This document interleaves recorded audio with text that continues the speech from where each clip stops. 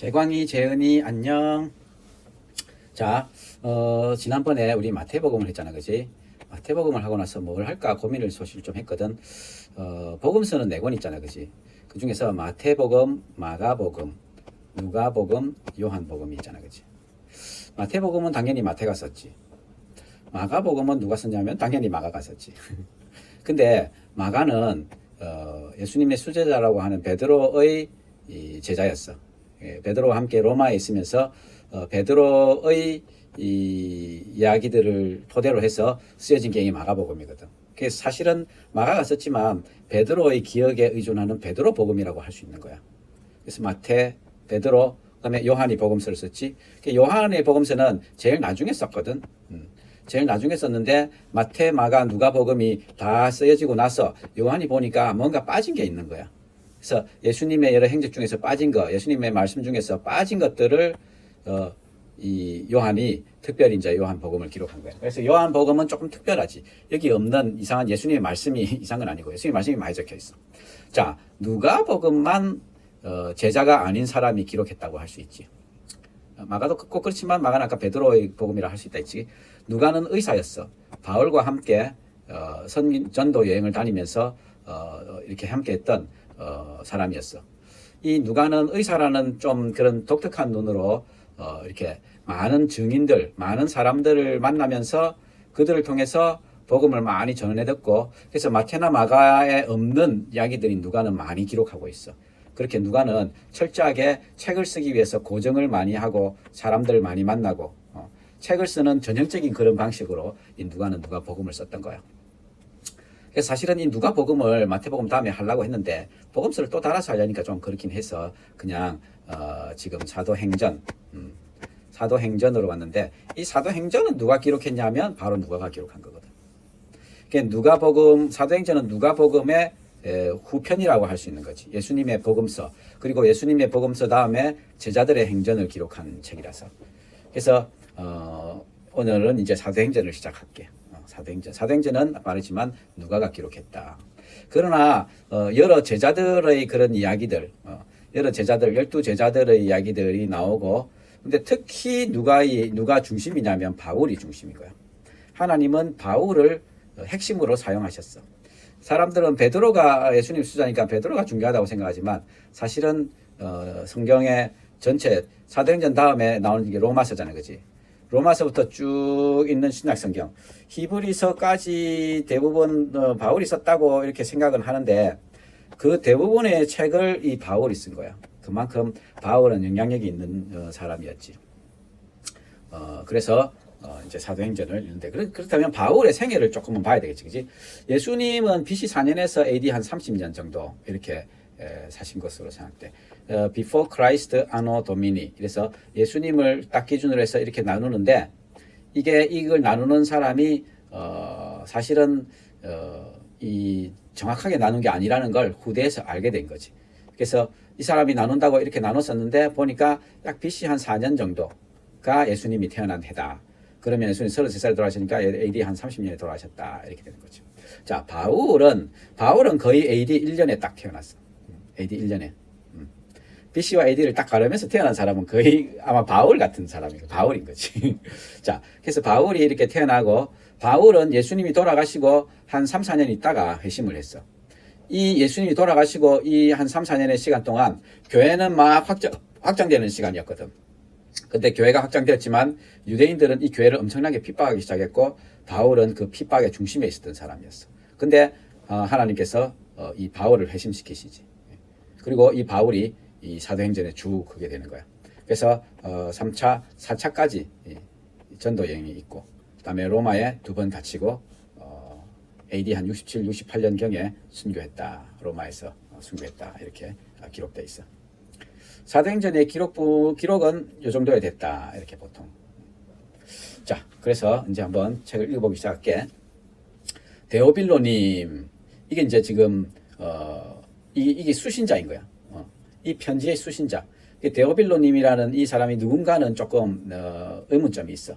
데오빌로라는 이 사람이든지, 데오 하면 하나님이 신이란 뜻이고, 빌로 하면 빌로, 이렇게 이건 사랑한다는 그런 뜻이지. 사랑한다. 그러니까 하나님을 사랑하는 자 이런 의미를 가져서 뭐 이렇게 예수 믿는 사람들을 다 의미한다 이런 말도 있기도 하고 아니면 데오빌로라는 이 사람이 있었다. 누군가 이렇게 높은 사람이 있었다. 이 개정판에는 데오빌로 각하라고 번역을 했는데 여기는 편세 번역에는 님이라고 번역했지만 어쨌든 좀 지체가 높은 사람에게 이 책을 쓴 거지. 첫 번째 책은 이 누가복음이었던 거지. 첫 번째 예수님이 행하고 가르치신 모든 일을 다루었다. 거기서 활동을 시작하실 때부터 성령을 통해서 지시를 내리시고 하늘로 올라가신 날까지 모든 일을 기록했다. 고난을 받으신 뒤에 살아계심을 여러 가지 증거로 나타내셨어. 예수님은 나타나셔갖고 제자들에게 막 보이시고 특히 도마한테 내 손에 못자국에 손가락에 넣어봐라. 니 그래 안 믿는다 카드만 넣어봐라. 그렇게도 하셨지. 자, 40일 동안 여러 차례 나타나신 거예요. 40일 동안. 40일 동안 예수님은 성천하진 않으시고 여러 제자들에게 이렇게 나타나셨다 저렇게 나타나셨다 이렇게 하셨지. 그래서 그동안에 하나님 나라에 관한 일들을 말씀하셨어. 제자들과 함께 잡수실 때 이렇게 분부하셨는데 너희는 예루살렘을 떠나지 말고 내게서 들은 아버지의 약속을 기다려라. 요한은 물로 세례를 주었으나 너희는 여러 날이 되지 않아서 성령으로 세례를 받을 것이다. 예루살렘을 떠나고 싶었어. 왜냐하면 이 예수님이 십자가에 못 박히시고 또 제자들을 막 잡으려고 애를 쓰고 그랬었기 때문에 위험했거든.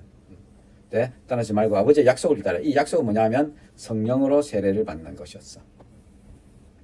자, 여러 날이 되지 않아서라고 했는데 조금 이따 얘기해 줄게 그거는. 자, 사도들이 한 자리에 모여서 예수님한테 물어봤어. 주님께서 이스라엘에게 나라를 되찾아 주실 때가 바로 지금입니까?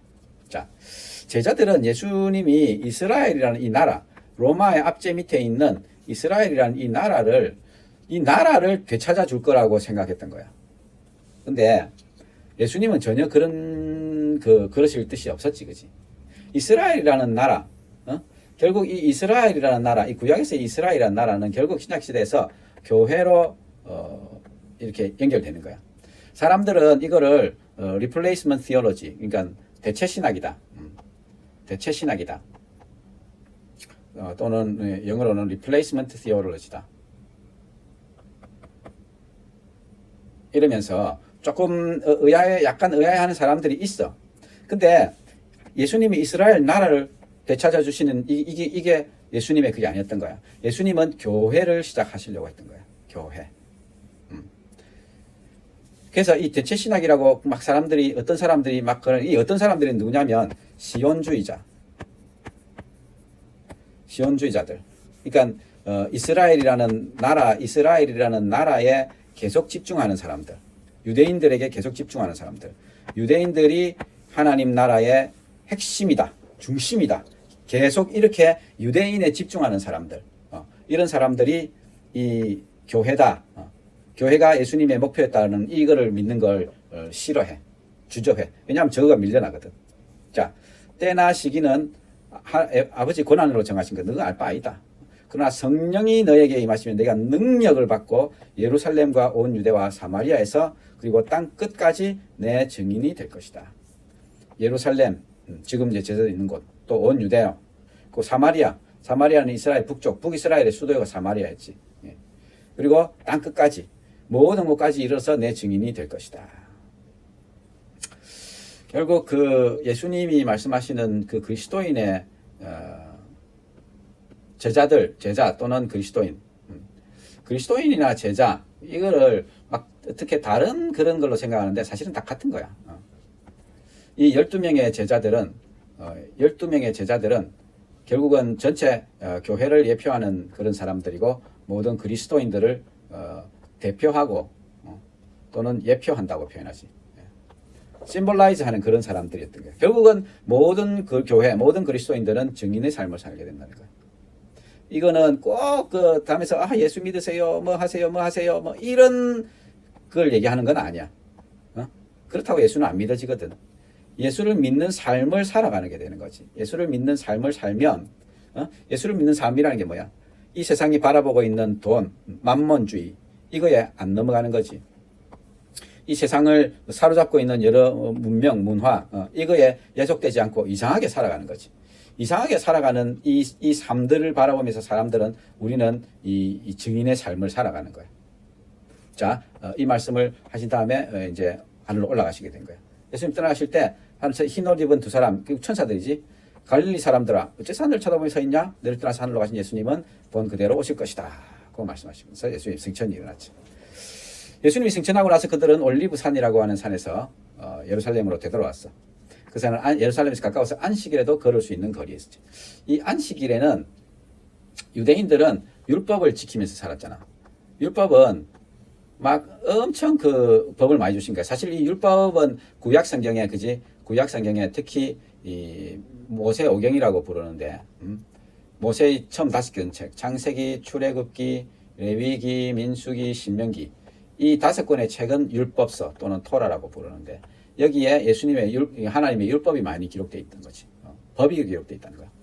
근데 이 유대인들은 나중에 이 율법을 억수로 확대 해석한 거야. 율법에 일을 하지 마라, 뭐 해라, 하지 마라, 이런 것들을 이 하나님의 법에다가 플러스 알파를 해서 자기들이 많이 만들었어. 그 중에 만든 여러 가지들이 있는데 이런 것들이야. 안식일에 여행할 수 있는 최대 거리는 2000규비스로 제한한 거야. 이게 1.1km 정도 되는데, 이 이상 1.1km 이 이상 걸으면 안식일에 많이 걸었기 때문에 일을 한 것이 된다. 이래가지고 이러면 안 된다. 이런 식으로 안식일에 걸을 수 있는 거리가 정해놓은 거야. 웃기지? 유대인들이 이렇게 한 거야. 그래서 이만큼 그 가까운 이곳에서 이제 예수님을 배웅했지. 그리고 돌아서 먹고 다락방으로 올라간 거야. 이 다락방은 이 우리 마가복음을 쓰던 마가의 다락방이다. 보통 이렇게 많이 표현해. 여기 보면 120명쯤이 모여있다 그랬지. 120명이면 진짜 적은 수가 아닌데 120명이 다락방에 모여가지고 함께 기도할 수 있는 공간이면 엄청나게 큰 공간이지. 그래서 마가가 꽤 부자였다는 걸 알 수 있고, 마가의 집안이 이렇게 그 예수님의 초대 교회에 큰 중요한 역할을 했던 거야. 베드로, 요한, 야고보, 안드레, 빌립보, 바로 예수님 제자들이지. 그리고 여자들, 예수님의 어머니 마리아, 예수님 동생들과 함께 막 그 기도에 힘쓰고 있었던 거야. 한 120씩 모여서 베드로가 신도들 가운데서 일어서서, 형제자매 여러분, 예수님을 잡아간 사람들 앞잡이가 된 유다, 가룟 유다에 관해서 성령이 다윗의 입을 빌어서 말씀하신 성령 말씀이 이루어져야만 했습니다. 자, 성령이 다윗의 입을 빌어 말씀하셨다. 이 표현이 참 좋아. 성령이 다윗의 입을 빌어 미리 말씀하신 그 성경 말씀. 다윗은 지금 예수님이 태어나기 전에 1000년 전에 있었던 사람이야. 다윗 왕은. 근데 다윗이 이 성경을 기록했는데 그 시편에 그의 거처가 폐가 되게 하시고 그 안에 사는 사람이 없게 하십시오. 그의 직분은 다른 사람이 차지하게 하십시오. 하는 이 시편의 말을 인용한 거예요. 이 말씀이 성령께서 미리 다윗에게 예수님을 죽인 유다에 대해서 말씀하신 것이다고 지금 얘기하고 있는 거예요. 그래서 성령은 사람들의 입을 빌어서 말씀하시기도 하신다. 이런 거 알아야 되니까 중요한 거예요. 자, 그거는 우리 가운데 한 사람이었지만 불의한 삭스로 밭을 샀습니다. 거꾸로 배가 터지고 창자가 쏟아내지고 주민 사람들이 다 알고 있죠. 그래서 아겔다마의 피밭이다, 피의 땅이다 라는 뜻입니다. 그래서 이 말씀대로 이렇게 따르시고, 그리고 예수님이 우리와 함께 계시는 동안에, 그러니까 요한이 세례 주던 때부터 제일 처음 제자를 부르던 시작한 그때부터 하늘로 올라가신 날까지 늘 우리와 함께 다니던, 그러니까 이게 제자들의 예수님의 12제자의 예수님의 12제자의 그 뭐라 해야 되노? 기본이 되는 거야.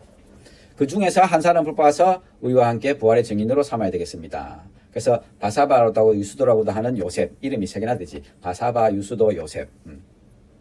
이게 그 당시에 헬라 문화, 그리스 문화, 그리고 또 로마의 밑에 있어서 라틴어, 또 히브리어, 이 여러 가지들이 같이 쓰여지고 있어서 이 이름들이 여러 개였던 거야. 자, 그리고 마띠아 2사람, 요셉과 마띠아 2사람을 세우고 기도하면서 모든 사람의 마음을 다 아시는 주님 이 2사람 가운데서 누구를 뽑아서 섬기는 일과 사도 직분을 맡게 하실지 보여주십시오 하고는 유다는 저것으로 왔습니다. 그러면서 제비를 뽑았지. 기도했으니까 하나님이 딱 빛을 딱 이 2사람 중에서 뭐 예를 들면 요셉한테만 쫙 비춘다든지 뭐 마띠아한테만 쫙 비춘다든지 이래 하면 될 것 같은데 하나님 그래 안 하시고 제비를 뽑았다고. 제비를 뽑아서 마띠아가 뽑혔다. 이렇게 제비를 뽑는 것도 하나님의 뜻으로 이렇게 인정한다. 사람과 함께 사도의 수에 들게 되었다. 자, 이렇게 해서 오늘 1장을 끝냈습니다.